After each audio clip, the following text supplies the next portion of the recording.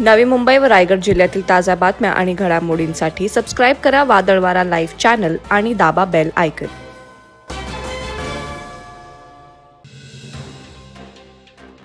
जातीचा दाखला मिळवण्यासाठी असलेल्या जाचक रद्द करून 100% समाज बांधवांना जातीचा दाखला मिळावा या मागणीसाठी कुणबी समाजाने रोह्यामध्ये भव्य मोर्चा काढला. प्रांताधिकारी आणि तहसीलदार कार्यालयावर प्रचंड मोठी कुणबी लाट उसळली होती. यावेळी मागण्यांचे निवेदन देऊन शासनाचे लक्ष वेधण्यात आले. कुणबी समाजोन्नती संघ मुंबई व जिल्हा समन्वयक समिती यांच्या मार्गदर्शनाखाली रोहा तालुका कुणबी समाजाने हजारोंच्या संख्येने उपस्थित राहून मोर्चा यशस्वी केला. यावेळी हजारोंच्या संख्येने समाज बांधव व भगिनी तसेच युवक उपस्थित होते.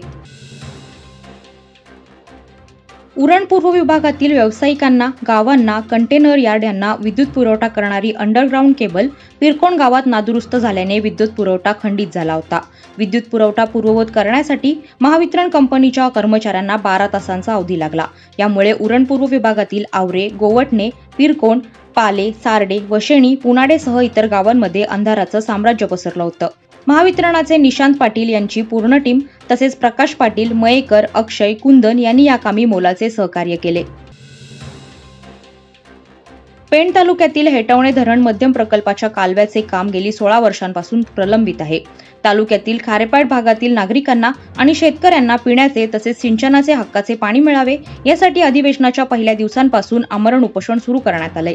7व्या दिवशी देखील उपोषणाची दखल न घेणाऱ्या जलसंपदा विभाग आणि महाराष्ट्र शासनाला पेण खारेपाट विभागाच्या माध्यमातून भावपूर्ण श्रद्धांजली वाहण्यात आली.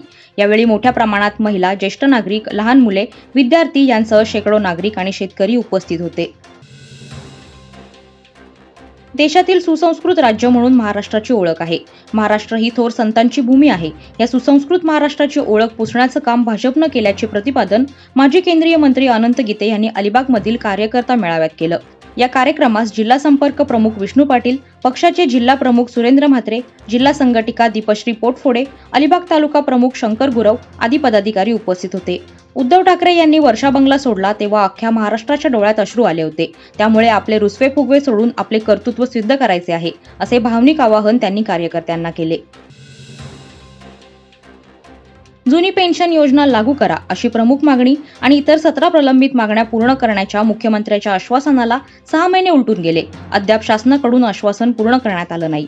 सरकारच्या वेळकाढू भूमिकेमुळे सामान्य नागरिकांचे, बेरोजगारांचे महत्त्वाच्या प्रश्नांकडे सरकारचे दुर्लक्ष होत असल्याने कर्मचारी संघटनांच्या समन्वय समितीने दिनांक 14 डिसेंबर पासून बेमुदत संप पुकारलाय. राज्यभरात पुकारण्यात आलेल्या आंदोलनात खालापूर तहसील आणि कर्जत पंचायत समिती कार्यालयातील शेकडो कर्मचारी सहभागी झालेत. जुन्या पेन्शन योजनेच्या मागणीसाठी यावेळी कर्मचारी आक्रमक झाले होते. उरण तालुक्यातील रहिवाशांना भेडसावणारी पाण्याची समस्या दूर करण्यासाठी रायगड जिल्हा परिषदेच्या माध्यमातून सन 2018-2019 या वर्षात राष्ट्रीय पेयजल कार्यक्रमाअंतर्गत वेशवीसह इतर ग्रामपंचायत हद्दीत नळपाणी पुरवठा योजना राबवण्यात आल्या आहेत. परंतु शासनाच्या उदासीन धोरणामुळे या योजनांचे काम रखडलेल्या स्थितीत पडून राहिले. तसेच हर घर जल योजना, जल जीवन मिशन याही योजना ठप्प पडून आहेत. यामुळे देशाचे पंतप्रधान नरेंद्र मोदी यांच्या हर घर जल कनेक्शन या 2024च्या संकल्पनेला तडा जाणार की काय अशी चर्चा सध्या जनमानसात व्यक्त केली जाते. पनवेल तालुक्यातील कासारभट येथे ऑइलने भरलेला कंटेनर अचानकपणे रस्त्यावर पलटी झाल्यामुळे मोठ्या प्रमाणात ऑइल रस्त्यावर पसरलंय. चालकाचा गाडीवरील ताबा सुटल्याने कंटेनर रस्त्याच्या बाजूला पलटी झाला. त्यामुळे कंटेनरच्या आतमधील ऑइल रस्त्यावर पसरत गेलं.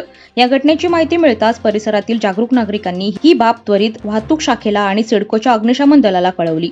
तातडीने त्यांची पथके घटनास्थळी पोहोचले आणि क्रेनच्या सहाय्याने पलटी झालेला कंटेनर सरळ करून रस्त्यावर पडलेल्या ऑइलवर माती टाकण्यात आली. घेण्यात आलेल्या गुरुकुल ऑलिम्पिक 2023 क्रीडा स्पर्धेत श्री स्वामीनारायण गुरुकुल आंतरराष्ट्रीय शाळा नवी मुंबई यांनी प्रथम क्रमांक पटकावला तर द्वितीय क्रमांकावर सेंट जोसेफ कॉन्व्हेंट स्कूल लोधिवलीने आपलं नाव कोरलं. 2 दिवस चाललेल्या या स्पर्धेत विविध खेळांच्या स्पर्धा संपन्न झाल्या. स्पर्धेत नैपुण्य दाखवून सर्वोत्तम कामगिरी करणाऱ्या संघांचा आणि खेळाडूंचा यथोचित सत्कार करून आकर्षक चषक आणि प्रशस्ती पत्रक देऊन गौरव करण्यात आला. या सोहळ्यात गुरुकुलमधील चिमुकल्या विद्यार्थ्यांनी श्री विष्णू देवाचे 10 अवतार धारण केले होते. मोपाडा येथील श्री समर्थ नेत्रालयाच्या वतीनं वावेघर येथील गणेश मंदिराच्या सभा मंडपात मोफत डोळे तपासणी आणि मोतीबिंदू तपासणी शिबिर पार पडलं. शिबिरात मोफत आय ड्रॉप वाटप करून अत्याधुनिक कम्प्युटरद्वारे डोळे तपासणी करण्यात आली. या शिबिराचा 215 नागरिकांनी लाभ घेतला. यातील 45 नागरिकांना मोतीबिंदूचा आजार असल्याचं दिसून आलं.